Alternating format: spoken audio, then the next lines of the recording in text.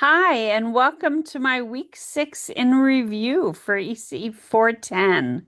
So many people shared very thoughtful, honest um, responses to their experiences with anti-Black racism. And I appreciate your truthfulness, your candor, your vulnerability in sharing.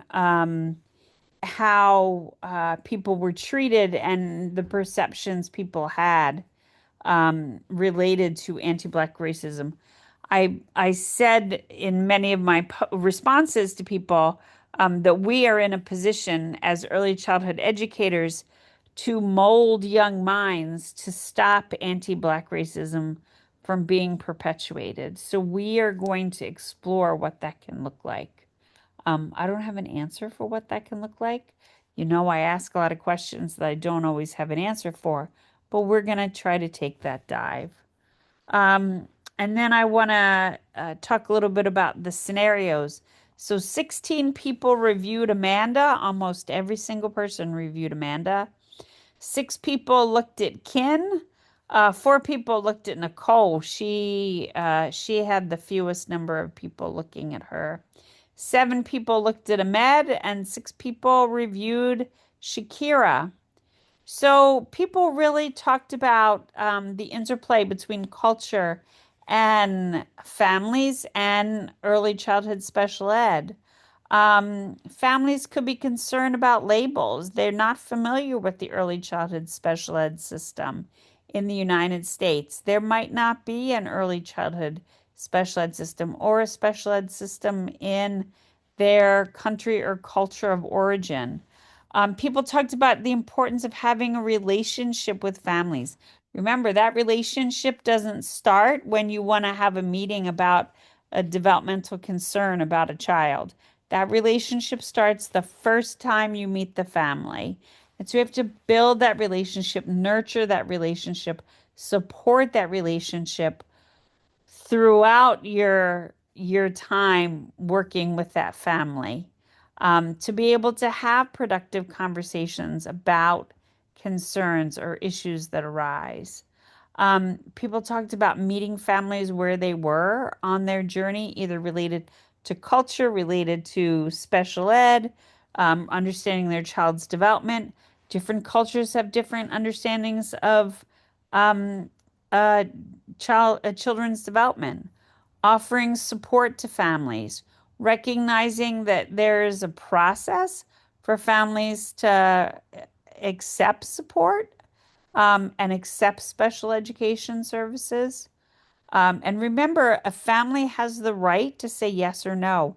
Family says no, a child does not receive an evaluation or services. So it's really up to a family. Respecting the family was something that people shared. Understanding a family's perspective, which means you have to take your perspective and put it to the side, right? And sometimes that includes taking your cultural biases and putting those to the side and recognizing them. Having open conversations with families, which means listening to what families are saying and working to collaborate with families, recognizing that language and communication styles can impact um, your interactions with families, especially in important meetings, and that families have rights. They can say yes, they can say no. Raina mentioned focusing on including a child in the classroom, which I thought was important, and what she could do to, while a family is going through their process, because it is a process for families, thinking about how she can include the particular child in the classroom. People talked about asking what the family does at home to support their child. Some people talked about inviting the family into the classroom. And that reminded me of an article written by a colleague of mine, Mariana Soto Manning, who writes that her family is, I believe, Brazilian. And in Brazil, um, it is disrespectful for families to come into a classroom. That is considered disrespectful of the teacher. And so in the US, here we invite families into the classroom. That never happens in Brazil. So there was a huge tension when her family came to the US about what do we do because it's disrespectful to come into the classroom. But here we have these back to school nights and parent teacher nights, and her family did not understand that. So just want to drop that out there. People talked about using strategies in the classroom to support children. Monica, Zena, Raina, Stephanie, Macy talked about things that they would do to support the children as the family was on their journey to understand their child and their child's needs. Zena specifically talked about her personal experience um, working with children who had emotional and behavior disorders and how she would apply that to Amanda. And then Alexa posted a video that she would use with Ahmed and or share with Ahmed's family on physical development. So thank you for your thoughtful responses. I also looked at your fieldwork timesheets. You should be in your ECE 410 fieldwork placements by now. We have some assignments related to fieldwork starting. Remember, your 410 fieldwork placement is separate from your 410 fieldwork hours are separate from your 409, 411 fieldwork hours. You can use the same fieldwork placement. You have to attend 410 fieldwork hours at different times than your 409, 411 fieldwork hours.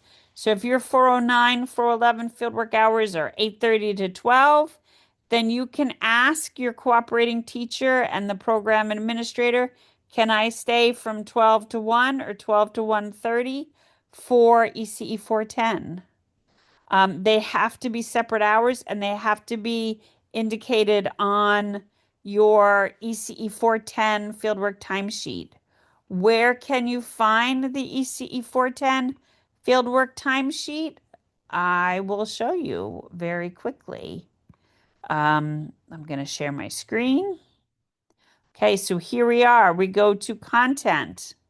There's content.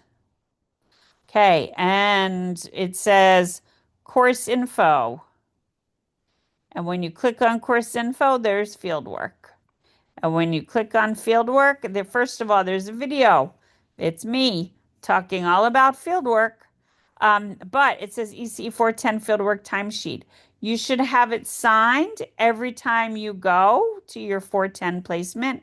And your 410 hours have to be separate from your ECE 409 or 411 fieldwork hours.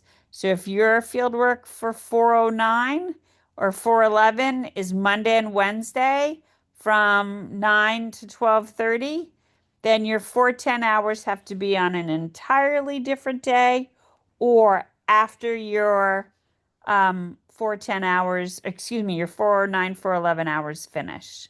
So, and you would have you fill this out, and each time you go, you have your cooperating teacher sign it. So if you have any questions about this, please let me know. Please reach out to me. Um, I left people messages about their fieldwork. If you're not completing your fieldwork, please reach out to me because we have projects coming up. We've had some already, but we have some more coming related to fieldwork. And I want everyone to be successful. Completing fieldwork is a requirement for ECE 410. You cannot successfully complete ECE 410 if you have not completed 30 hours of fieldwork. So there are fieldwork opportunities in addition to participating in a classroom. Tomorrow is TED Day.